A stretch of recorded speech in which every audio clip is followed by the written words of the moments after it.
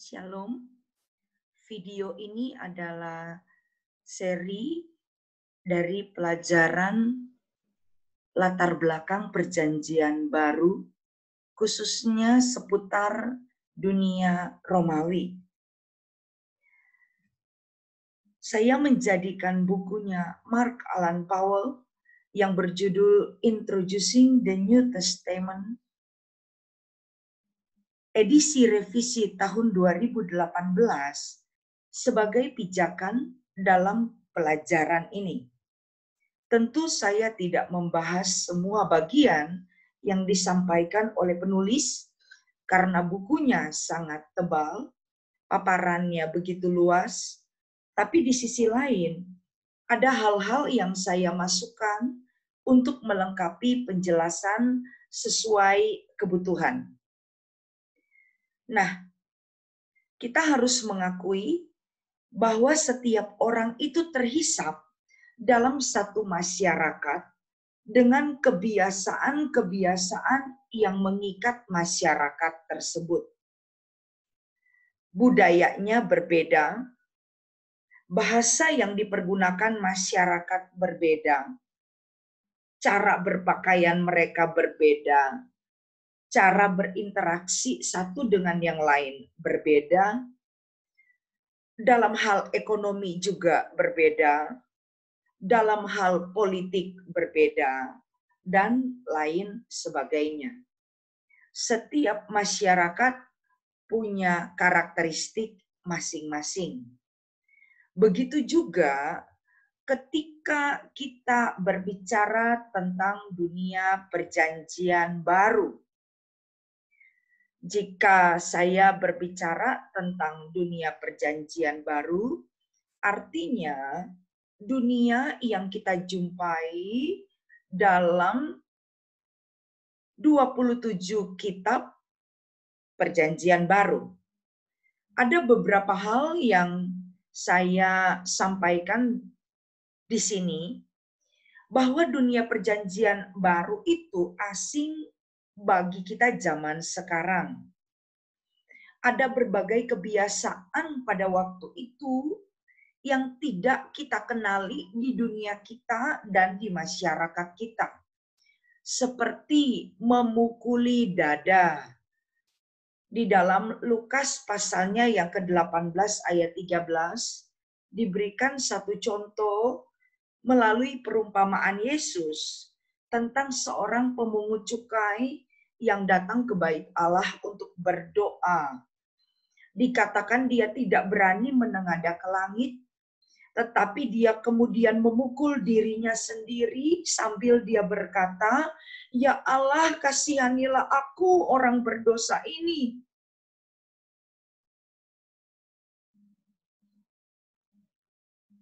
Ini menunjukkan bahwa dia menyesali apa yang terjadi pada hidupnya di hadapan Tuhan.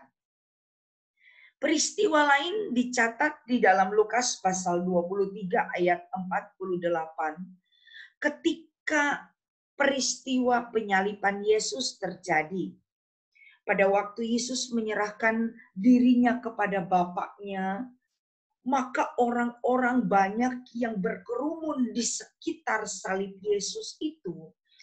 Mereka melihat apa yang terjadi dan Alkitab mengatakan mereka pulang ke rumah masing-masing sambil memukul-mukul diri mereka sendiri sebagai pertanda penyesalan karena mereka telah menyalibkan Yesus.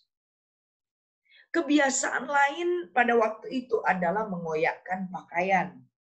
Di dalam Markus pasal 14 ayat 63 dikatakan, imam besar mengoyakkan pakaiannya setelah mendengarkan jawaban Yesus. Imam besar mengatakan bahwa Yesus ini sudah menghujat Allah. Untuk apa kita perlu saksi lagi? Maka mengoyakkan pakaian di sini sebagai suatu tanda kemarahan. Makanya kemudian dengan suara bulat mereka memutuskan untuk menghukum mati Yesus. Nah, pada waktu itu juga ada kebiasaan membasuh kaki. Ya, kita tidak memiliki kebiasaan itu di zaman sekarang. Ada juga kebiasaan makan berbaring di lantai. Di dalam Yohanes pasal 13 ayat 23 dan 25. Ketika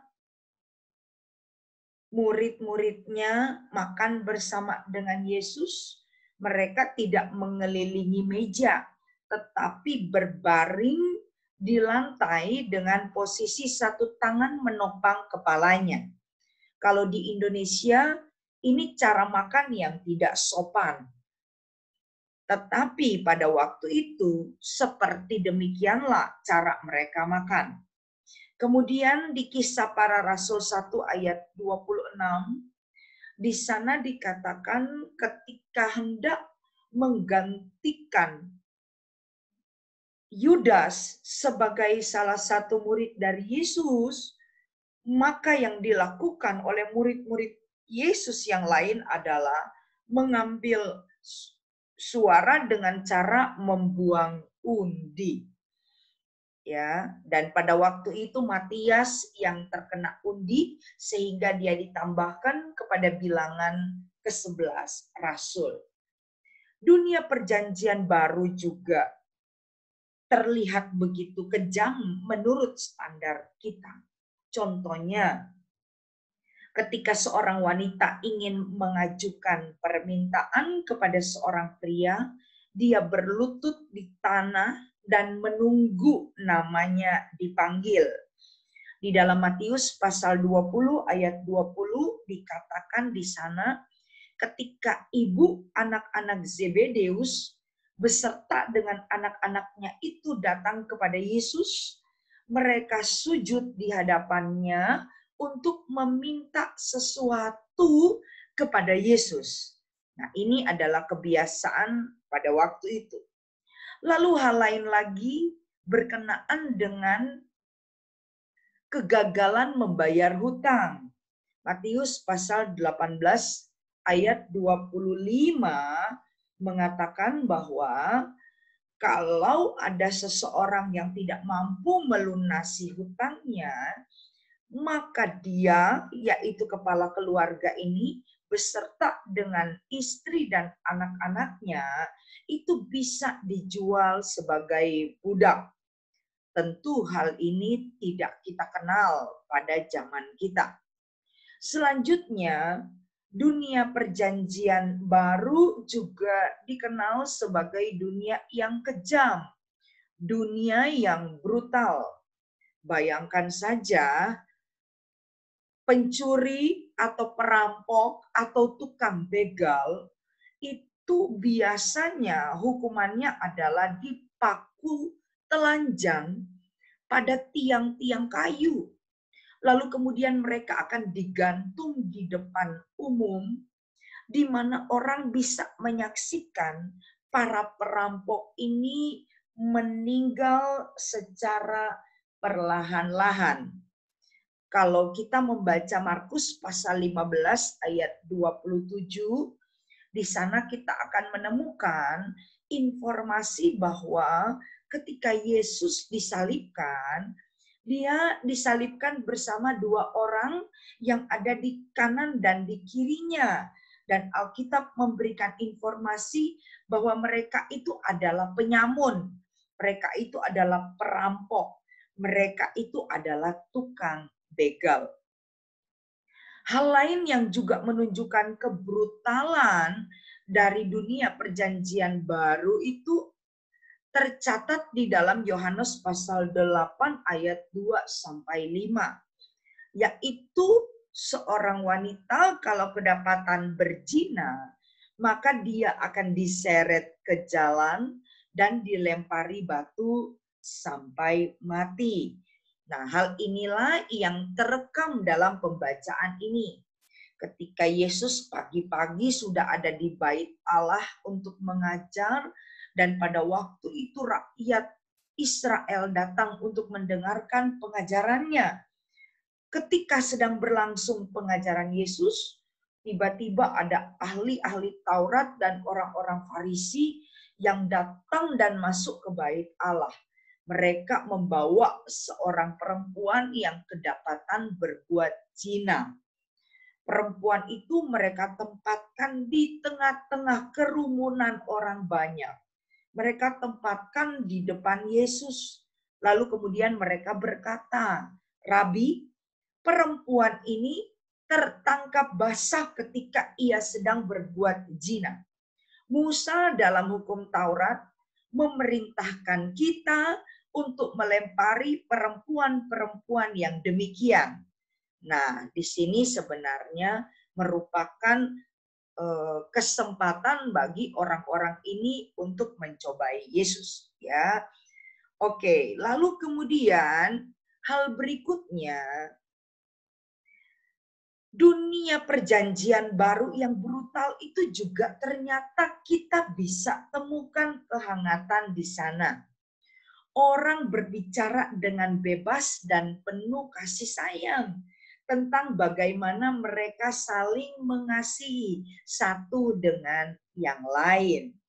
Perhatikan apa yang dikatakan di dalam Filipi pasal yang pertama, ayatnya yang ketiga sampai 8, lalu kemudian Filipi pasal 4 ayat yang pertama. Ini adalah perkataannya Paulus, di mana dia menyatakan kerinduannya kepada jemaat di Filipi. Dikatakan, "Aku mengucap syukur kepada Allahku setiap kali aku mengingat kamu. Dan setiap kali aku berdoa untuk kamu semua, aku selalu berdoa dengan sukacita. Aku mengucap syukur kepada Allahku karena persekutuanmu dalam berita Injil, mulai dari hari pertama sampai sekarang ini. Akan hal ini aku yakin sepenuhnya, yaitu Ia yang memulai pekerjaan yang baik di antara kamu akan meneruskannya sampai pada akhirnya, pada hari Kristus Yesus. Memang sudahlah sepatutnya aku berpikir demikian akan kamu semua, sebab kamu ada di dalam hatiku. Oleh karena kamu semua turut mendapat bagian dalam kasih karunia yang diberikan kepadaku, baik pada waktu aku dipenjarakan maupun pada waktu aku membela dan meneguhkan berita Injil. Sebab Allah adalah saksiku, betapa aku dengan kasih mesra Kristus Yesus merindukan kamu sekalian. Hal lain lagi yang bisa kita temukan adalah keluarga itu dihargai, persahabatan dihargai, keramahan bagi orang asing sangat terasa. Ini adalah dunia di mana iman, pengharapan, dan kasih menjadi nilai-nilai utama. 1 Korintus pasal 13 ayatnya yang ke-13. Tetapi hal yang lain juga, dunia perjanjian baru itu adalah dunia dengan kompas moral yang disetel dengan halus, dengan beberapa gagasan yang diterima secara luas tentang apa yang merupakan kebajikan dan apa yang merupakan sifat buruk. Saudara bisa lihat di dalam Roma pasal yang pertama ayat 29 sampai ayatnya yang ke-31 yang menunjukkan bahwa dunia kala itu penuh kejahatan, penuh keserakahan, penuh kebusukan, penuh dengan dengki, penuh dengan pembunuhan, perselisihan, tipu muslihat, dan kefasikan. Tapi juga dunia ini dikatakan penuh dengan ketidakadilan. Ada orang cabul, penyembah berhala, pezina, pembenci, pemburit, pencuri, orang kikir, pemabuk, pemfitnah, dan penipu. Orang-orang ini yang dikatakan oleh Paulus tidak akan memiliki tempat di dalam kerajaan Allah. Nah, semua kitab di dalam Perjanjian Baru ditulis oleh orang-orang yang kita sebut orang Kristen. Demikian pula halnya memahami mereka. Kita harus tahu beberapa hal tentang apa yang orang Kristen percayai, apa yang mereka hargai, apa yang mereka takutkan, bagaimana mereka hidup pada waktu itu. Tetapi untuk sedikit lebih spesifik, kita harus memahami bahwa semua kitab Perjanjian Baru ditulis oleh orang-orang Kristen Romawi, yaitu orang-orang Kristen yang hidup di Kekaisaran Romawi. Selanjutnya, meskipun semua kitab ditulis oleh orang Kristen, tidak semuanya ditulis tentang orang Kristen. Yesus, Yohanes Pembaptis, Maria Ibu Yesus, dan banyak tokoh Perjanjian Baru lainnya yang terkenal bukanlah orang Kristen, tetapi mereka orang Yahudi. Secara khusus lagi, mereka adalah orang-orang Yahudi Roma, yaitu orang-orang Yahudi yang tinggal di Kekaisaran Romawi. Maka untuk memahami Perjanjian Baru, kita harus tahu 3 dunia yang berbeda. Dunia Kristen, dunia Yahudi, dan dunia Romawi. Dalam semua tulisan Perjanjian Baru, ketiga dunia ini tumpang tindih. Pada video seri berikutnya, kita akan melihat sama-sama tentang dunia-dunia ini.